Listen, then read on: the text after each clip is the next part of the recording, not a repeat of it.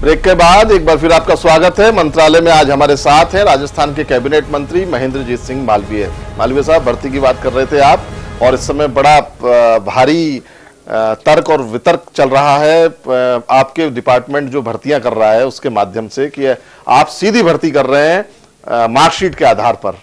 क्या स्कीम है, जरा बताएंगे आज आप राजस्थान को? सीधी भर्ती हम बिल्कुल कर रहे हैं, कोई टेस्ट नहीं, कोई परीक्षा लेकिन नहीं। ये जो हमारे जो कर्मचारी हैं, इन कर्मचारियों ने राजस्थान में बहुत बेहतर काम किया। हालांकि वो कर्मचारी भी नहीं थे, और उसकी वजह से राजस्थान नरेगा जैसी योजना में पूरे देश में प्रथम रहा है। ऐसे लोगों को हमने चाहा कि भाई इनको आगे परमानेंट किया। उनके लिए आपने, आम जन के लिए नहीं करी ये योजना? नहीं, है ओपन, लेकिन इनको हम प्राथमिकता देंगे।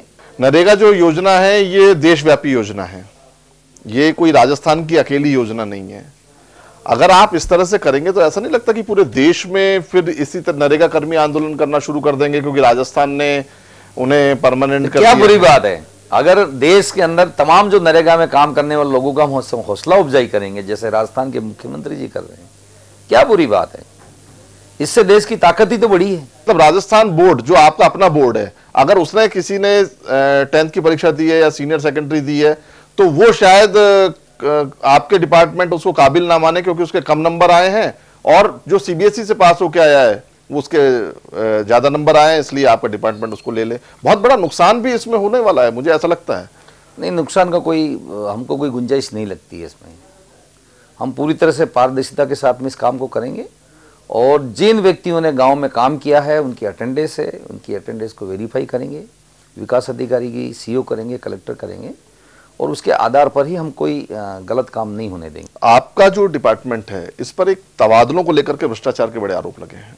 तबादला तो हमने कोई किए ही नहीं, तबादले हमने कोई किए ही नहीं। इसीलिए आरोप लग गए? आपकी शिकायतें भी मुख्यमंत्री जी से की गई थी कि महेंद्रजीत सिंह मालवीय सुनते नहीं है हमारी बात। आपके साथी विधायकों ने, मेरे जैसा सरल आदमी तो कोई नहीं मिलेगा। फिर क्यों नाराज हैं आपसे? मेरे से कोई नाराज नहीं है, बल्कि मैं तो ये कह सकता हूँ कि जिस दिन से डिपार्टमेंट मेरे पास में आया तो पंचायत राज तो पूरी तरह से बल्ले बल्ले। एक समाचार पत्र में आपका विश्लेषण छपा था, मैंने उसे पढ़ा था। वो कह रहे थे कि मंत्री जी के घर तक जो सड़क जाती है वही ठीक है, बाकी सारी सड़कें खराब है। आपके क्षेत्र की सड़क मैंने नहीं बनाई है, सड़क पीडब्ल्यूडी नहीं बनाई है, और सड़क तो जहाँ जाती है वहां जाएगी। नहीं, बात ये है कि मंत्री जी के घर तक जो सड़क जा रही है घर में तो बहुत अच्छी है, बाकी गांव में और सड़कें ठीक। 106 सड़कें बन रही है, फिर कहाँ बन रही है वो? जी, वो कहाँ बन रही है? मतलब आपका ये कहना है कि अखबार उसको नहीं छापते? नहीं, छापे, खुद छापे, लेकिन अखबार अगर सच्चाई को अगर कोई उजागर करेगा तो उस अखबार की गरिमा बढ़ेगी, और गलत बात छपेगा तो हमारे क्या फर्क पड़ेगा? हम तो नेता हैं, उनकी ही माइनस मार्किंग हमारी होने वाली नहीं है। मानगढ़ के नाम से भी बहुत ज्यादा राजनीति हुई कांग्रेस और बीजेपी में। बीजेपी का लेना देना क्या मानगढ़ में? ये तो इस देश की आजादी में तो कांग्रेस के लोग ही तो शहीद हुए हैं। भारतीय जनता पार्टी का एक आदमी अपना नाम बता दे जो आजादी में कोई शहीद हुआ हो, या लड़ाई में लड़ने गए हो, या उनका खुद का इतिहास हो। बीजेपी ने प्लान किया था कि वो एक बड़ा कार्यक्रम करेंगे, फिर अचानक बीजेपी के प्लान पर आप लोगों ने पानी फेर दिया क्योंकि आपने गवर्नमेंट का कार्यक्रम रखवा दिया वहां। तो है गवर्नमेंट, माननीय मुख्यमंत्री जी ने बजट में घोषणा की है, और हमने प्रयास करके उसका भारत सरकार से हम रिकॉर्ड लाए। तो जो घोषणा करेगा, जो मुख्यमंत्री जी होंगे, जो सरकार होगी, हम घोषणाएं करें, हम उजागर करें। हमारे पूर्वज वहां पे गोली खाई, और भारतीय जनता पार्टी हमारी बने बने खिचड़ी पे आके हम खा लेंगे, कौन खाने देगा भाई? तो आपने उनके प्रोग्राम को बिगाड़ने की नहीं, हमने कहा कि बिगाड़े, वो चाहते थे कि हमारा प्रोग्राम बिगड़े। मतलब कांग्रेस जो है वो आजादी से पहले के शहीदों को भी भुनाने में आज भी विश्वास, भुनाने में नहीं, हम तो शहीद हो गए, कांग्रेस के लोग तो उसमें शहीद हो गए। फिर आप मीडिया की बात करेंगे, लेकिन मीडिया में एक खबर छपी है, फिर मीडिया की हो सकता है आप बात करें। मीडिया में ये खबर छपी है कि 2009-10 में जो आपने 45 करोड़ रोजगार दिवस उपलब्ध करवाए थे वो 11-12 में घट के आधे हो गए, 20.40 करोड़ रोजगार हो गए।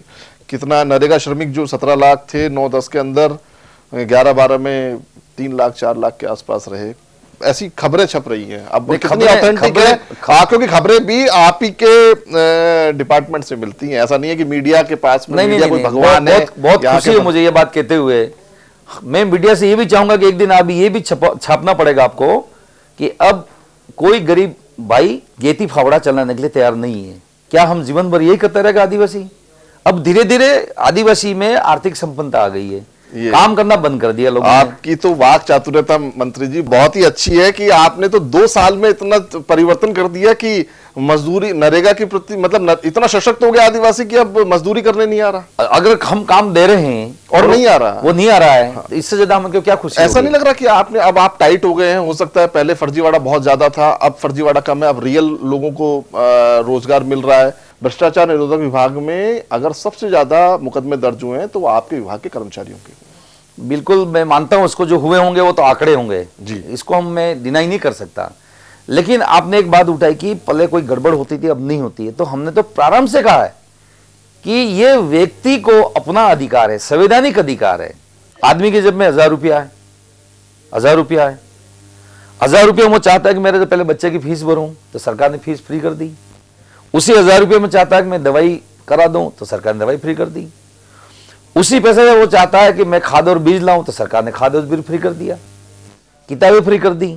लेकिन एक आम आदमी का भला नहीं हो सकता अगर आप फ्री फ्री फ्री फ्री कर रहे हैं। हमको अब वो हमेशा आपकी तरफ ऐसे फैलाए, हाथ फैलाए देखेगा कि और क्या फ्री मिलेगा, और क्या फ्री मिलेगा। हम इसलिए नहीं कर रहे हैं फ्री, और नहीं खाली आदिवासी के लिए ऐसा नहीं है, तो राजस्थान की 7 करोड़ के आसपास जनता सब, यही मैं कह रहा हूं, सबके लिए आपने जो फ्री किया है, फ्री का जो कंसेप्ट है, जो निशुल्क का जो कंसेप्ट है, वो मतलब आदिवासियों के लिए बहुत घातक सिद्ध होगा। नहीं, आदिवासी के लिए क्यों कर रहे हो? आम जनता की हम क्यों नहीं बात कर रहे हैं? आदिवासी के ऊपर घातक क्यों? तो सबके लिए फ्री है।